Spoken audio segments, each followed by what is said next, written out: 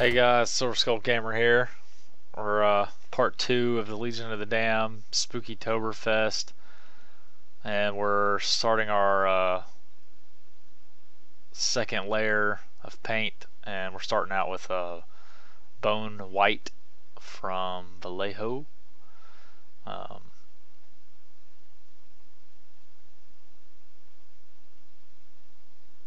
So we're just painting the bones. Basically, it's let's say bone colored. Yeah, that's what I'm trying to say. I was trying to remember the GW name, but I'm sure it's very similar. As you can see in this shot, I watered it down. You can see how far up the brush it was going and making a mess. It's a little thin, so it would easily spill out onto other surfaces. But that's okay, because when you're painting, you're going to make mistakes, and you just go back and fix them later. So I wasn't too worried about it, because basically this is just the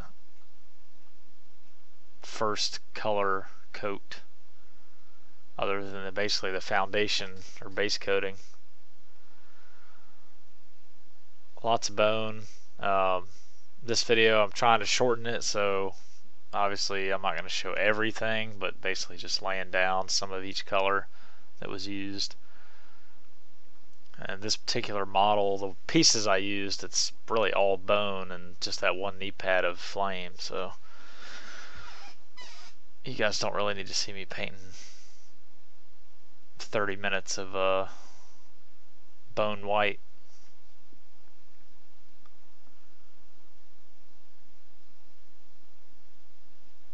I like that shoulder pad though. Alright, moving on.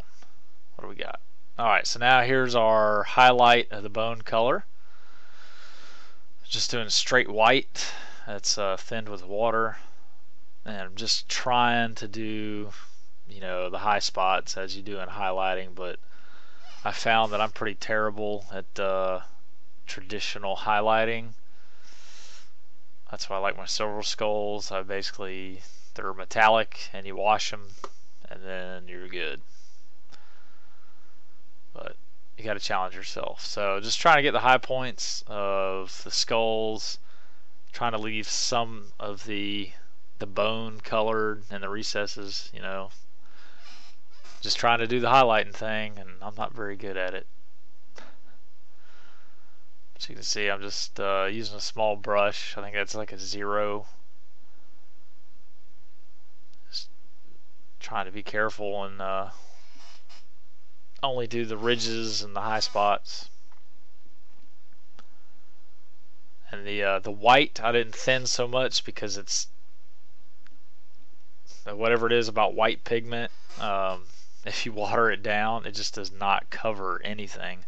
Even over a light color like this bone, it bleeds through easily with one coat, so didn't thin this down as much. It's like maybe 2 drops of paint and 1 drop of water. You guys have to excuse my voice. Still recovering from the FSU versus Miami game. Go Noles.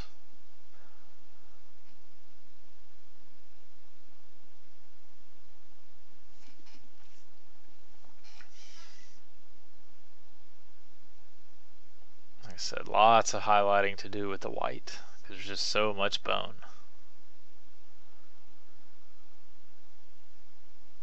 But it's good practice.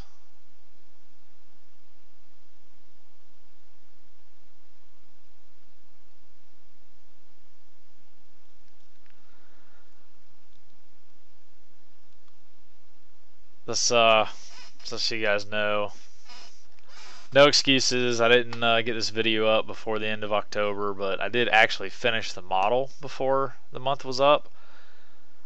I just couldn't get around to putting the video together and publishing it, so it is what it is.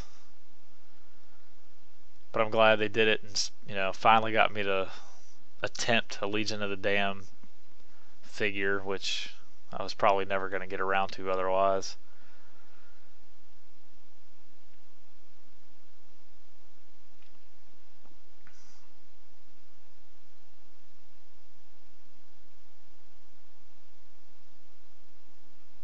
I really like the old style backpacks. I'm just going to throw that in there.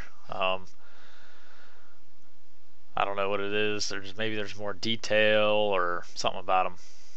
All right, moving on. There's all the colors that I used for that tiny knee pad of fire.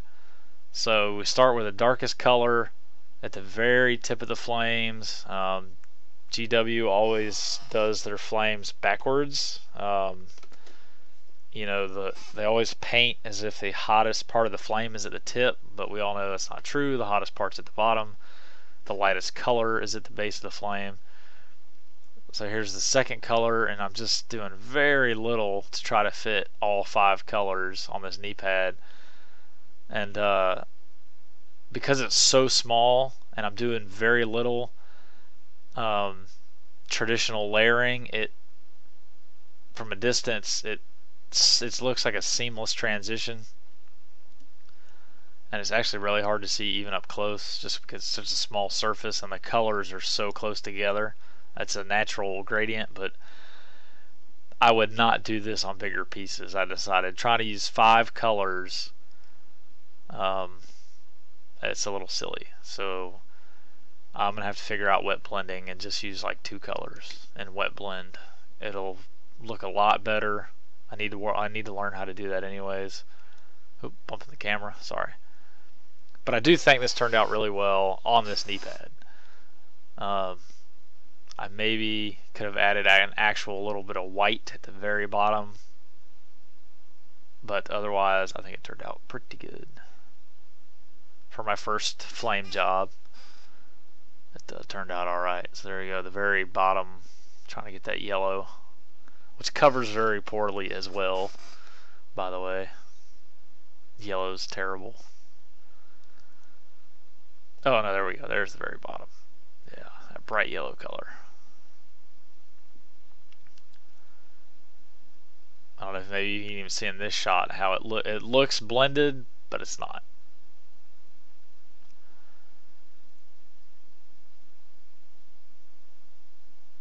Alright, so I just wanted to show the cleanup. You know, if you try to be perfect at every stage, you're just going to drive yourself nuts. And especially me, I think I've said before in my videos, I'm just trying to paint to a good tabletop standard. You know, minis that are actually going to be played with. They're not going to sit in a shelf forever. And I have a lot of them, a lot of Space Marines now. So if you're doing an actual gaming piece, paint it. You know, do the stage. If you're doing assembly line painting, get through the stage and then go back later and do your cleanup work. Otherwise you'll spend all night on one guy and the rest of the squad will just be sitting there.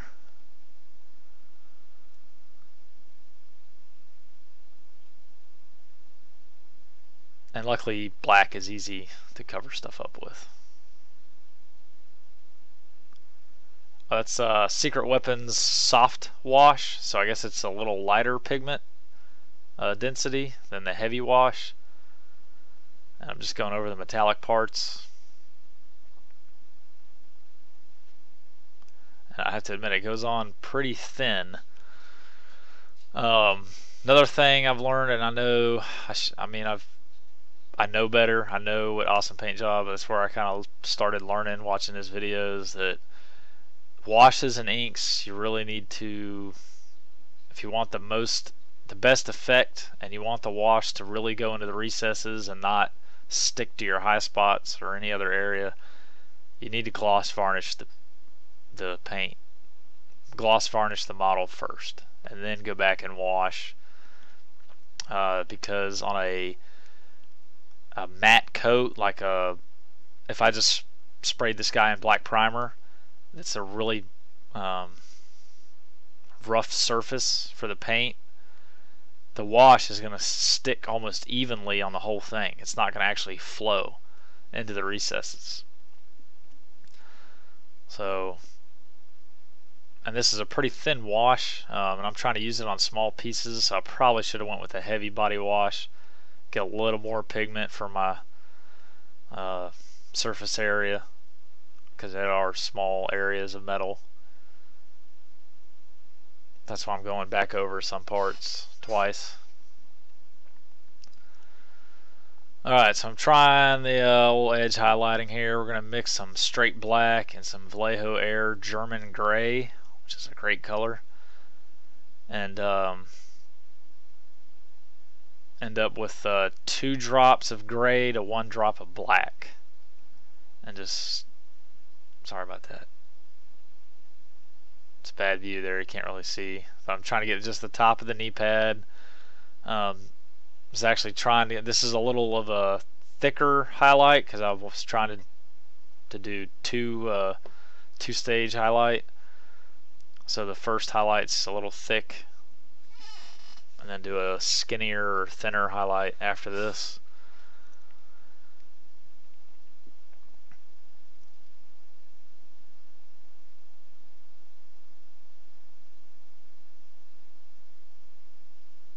There's a lot of edges.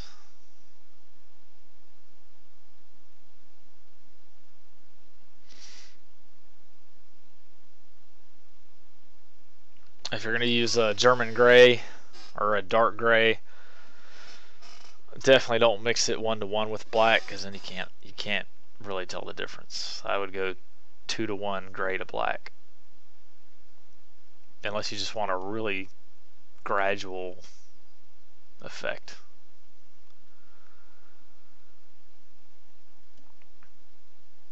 But I've learned that I don't like hard edge highlighting, mainly because I'm not very good at it yet.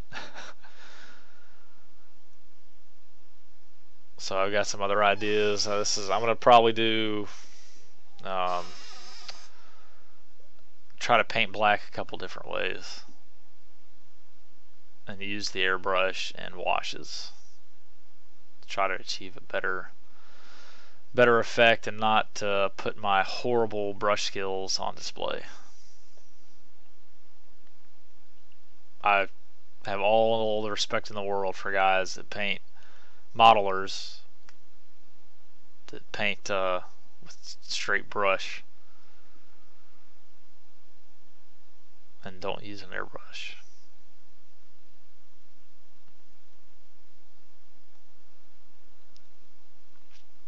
There's a lot of kind of going crazy with the highlights. You know, some people would only do what would be in the light from or be highlighted by the light source, but I just kind of went and did all the edges. Just try to break up that black as much as possible.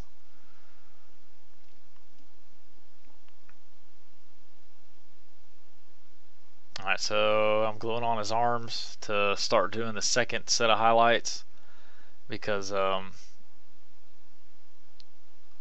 didn't really want to do second layer highlights on stuff that you couldn't see, so I figured I'd go ahead and glue his arms on and then just do the second layer of highlights on what was visible, and that way, you know, kind of match it up with his arms with the body as far as the paint cohesion of the paint job.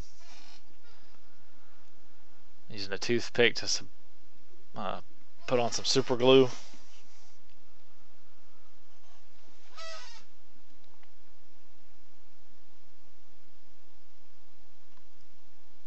And I learned that I really should have glued that gun to the hand a lot earlier. That became a real chore to paint and hold on to. Or I could do what the pros do and just drill it and pin it, right? I've said that before. Alright, so there we go. So we need one set of highlights, and this guy will be pretty much done.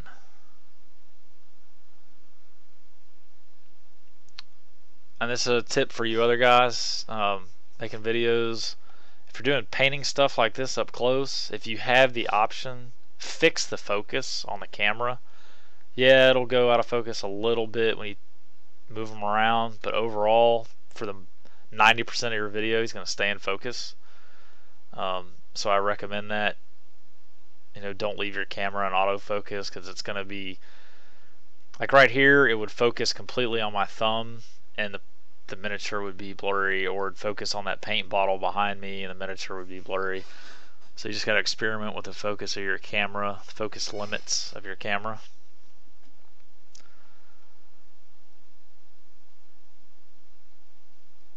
Alright, so now I'm doing the second set of highlight, and I'm actually lighting up the German gray with some, I think it's stone gray from Vallejo Color. I'll list all the paints at the end of the video again, because I'm probably messing them up right now. I don't have them in front of me. But just trying to do that second set of highlights. Like I even picked an even smaller brush. I think I still I got it good on the shoulder pad there, using the if you have a hard edge like that and you can use the side of the brush, works good. But I really suck at trying to use the tip of the brush right there on the elbow. I'm terrible. I'm a really amateur painter. I just want you guys to know that.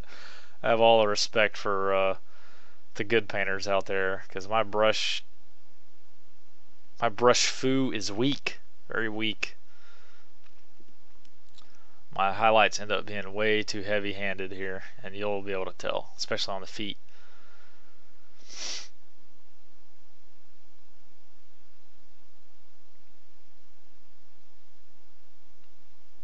Now what's going on here? Houston, we have a problem. Is this supposed to be edited out? What am I doing? Yep, so there, alright, still highlighting. Just had to get some fresh paint. As you can see, I'm doing highlights like on the back of the legs and stuff. You know, that doesn't really match up with actual light source highlighting. The backs of the model like that would not be in the light, so it really wouldn't have highlights there. But like I said, it's a black model, and I just wanted to break up the armor from any angle. You know, it's a style choice. Like I said, it's not a showpiece, it's a tabletop guy, so more of an experiment. Try to hone my skills, maybe help you guys out, or maybe you guys can watch this and then give me tips. That'd be good too. I know some of my viewers are a lot better than I am at this, and I subscribe to your channels. Legion of Gamza, baby. I'm just rambling. Just happy to finally get this video out and done with. And I'll just let you guys know that I said I would. Oh, here we go. Alright, so about the best pictures I could get. You can see the highlights are a little heavy-handed. Right there, you can see the flames though. Turned out really well. I mean, it looks blended. I don't know what I'm going to do for basing. My big question to you guys is what to do with the bone. Does it need a wash? Do I leave it as is? What do I do with that bone? I feel like it needs a wash, but I'm afraid I'll mess it up. And I'll paint that lens on the gun. Thanks for watching, guys. Appreciate it. Bye.